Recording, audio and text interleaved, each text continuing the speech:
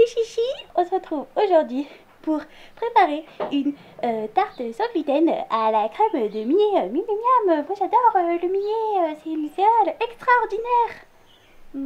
Coucou tout le monde, c'est Alice. On se retrouve pour préparer une tarte sans gluten à la crème de millet. Vous vous demandez pourquoi elle nous bassine avec ces recettes sans gluten.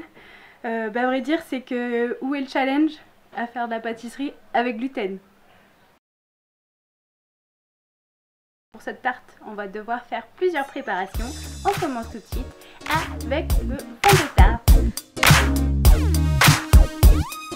Alors, pour commencer, on va préparer la pâte de notre tarte. Pas de farine de blé, donc j'ai pris ce que j'avais dans mes placards, c'est-à-dire que je vais utiliser de la farine de sarrasin et de la poudre d'amande. Je pense pas que ce soit l'idéal, donc faites avec ce que vous avez.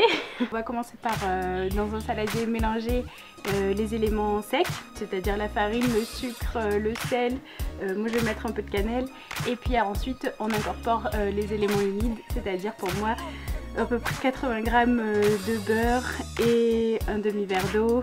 On malaxe jusqu'à ce qu'on forme une boule pour faire une pâte. Mais je vous avoue que moi je rate toujours mes pâtes à tarte, donc faites donc comme vous avez l'habitude. Quand vous avez enfin réussi à faire votre boule de pâte à tarte, vous la laissez reposer selon ce que vous avez l'habitude de faire. Et ensuite vous allez pouvoir étaler votre pâte et puis foncer votre moule à tarte. En sachant qu'on va faire cuire la pâte sans garniture, donc faut prévoir peut-être de mettre des lentilles ou quelque chose pour pas que la pâte gonfle trop. On va pouvoir mettre à cuire notre pâte à vide, donc dans un four chaud pendant à peu près 30 minutes à 180 degrés. Et voilà, pendant ce temps-là, on va préparer notre crème de millet. Oh yeah! Hey! Ma pâte à tarte est dans le four, ça sent déjà super bon.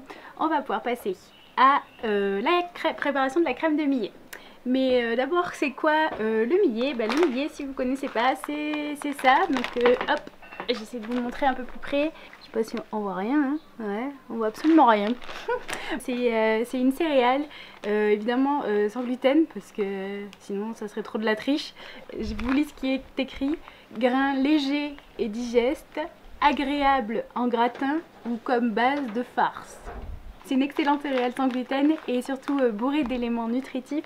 En Chine, c'est une céréale qui a été longtemps plus répandue que le riz et qui était considérée comme sacrée, donc on peut faire confiance aux Chinois, hein.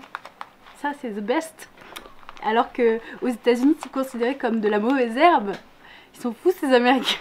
Ce que vous allez devoir faire pour cette crème, parce qu'au fond c'est ça qui nous intéresse, c'est qu'il va falloir rincer une demi-tasse de millet, donc bien la rincer jusqu'à ce que l'eau soit totalement pure. And non, je vais pas le faire en anglais parce que ça serait vraiment, je peux pas exprimer ce que ce serait. Donc rincer le millet jusqu'à ce que l'eau soit pure. Ensuite vous pouvez faire blanchir rapidement, donc mettre le millet 1 minute dans l'eau bouillante pour enlever éventuellement un petit goût amer qui pourrait y avoir dans les graines. Et enfin vous allez pouvoir vraiment le faire cuire, donc vous couvrez par une tasse d'eau et vous laissez dans l'eau bouillante pendant l'eau frémissante pendant une quinzaine de minutes, ou en tout cas jusqu'à ce qu'il n'y ait plus d'eau. Une fois que le millet est cuit, on va pouvoir lui ajouter le jus d'un demi-citron, 5 cuillères à sucre de 5 cuillères à soupe de sucre, un peu de cannelle, une tasse de lait. Donc moi j'ai choisi là pour cette recette que j'avais, c'était du lait de soja.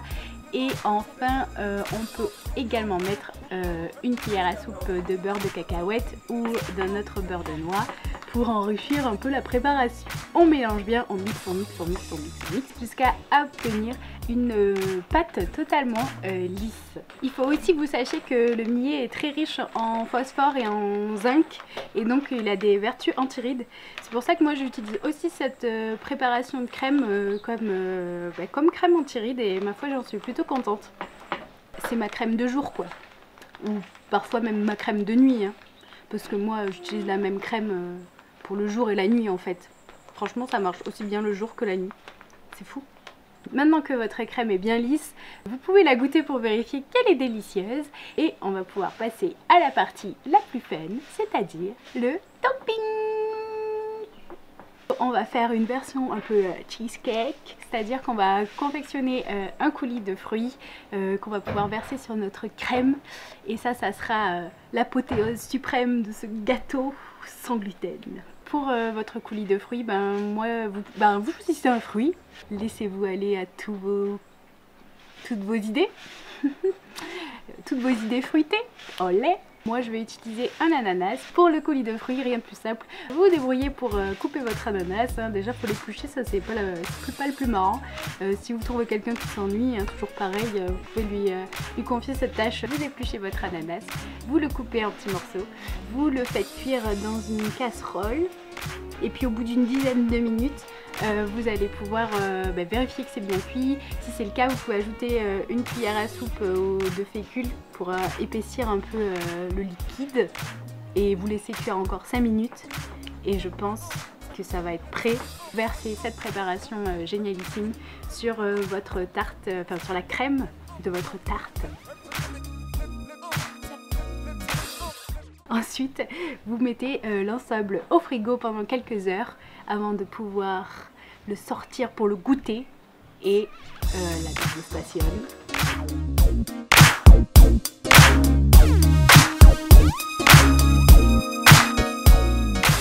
Chichou,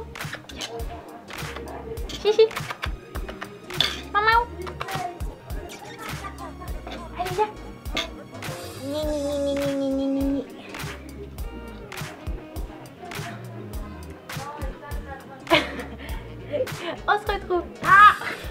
On se retrouve pour la dégustation avec Chichi qui, pour une fois, a eu l'air intéressée par mon gâteau. Aujourd'hui, je suis toute seule pour déguster avec Chichi.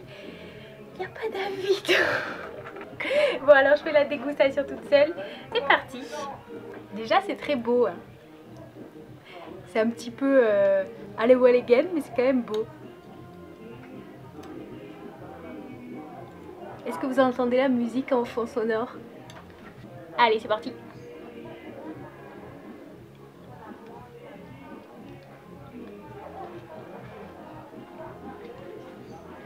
C'est marrant parce qu'en fait il y a plusieurs textures. Et il y a un peu plusieurs comment dire? Il y a plusieurs textures et il y a plusieurs nuances d'effets gustatif, ouais, c'est ça que je voulais dire. Donc quand on met dans la bouche, la première chose qu'on sent c'est le côté acidulé de l'ananas. Et après la crème, l'onctueux de la crème qui est finalement assez douce. Le citron ressort pas vraiment. Et la pâte, j'ai pas bien goûté. Je prends un morceau de pâte juste.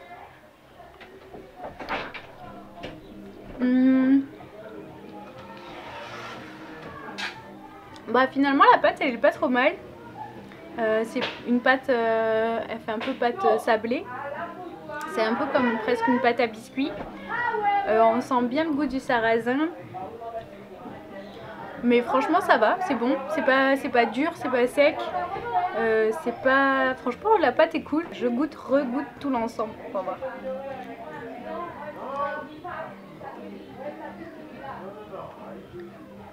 Je trouve que la crème de millet, elle donne vraiment le côté texture crémeux. C'est un peu comme presque une crème, comme si on mangeait une crème mais dans une tarte. C'est plutôt cool. C'est assez beau, je trouve que ça fait très dessert estival. Quand on est dehors, qu'on fait beau, que tout le monde est réuni pour faire la fête et tout, je trouve que comme c'est presque comme un soleil cette tarte. Et puis le goût c'est sympa, franchement ça vaut pas une bonne tarte au chocolat. Non franchement c'est cool. Vous êtes d'accord qu'on a l'air de bien s'abuser chez les voisins? Je vous conseille de tester cette recette. Vous me dites toutes les variantes que vous avez apportées à la pâte, au coulis, tout. Enfin je veux tout savoir. Et je vous souhaite une bonne régalade à tous. Bisous.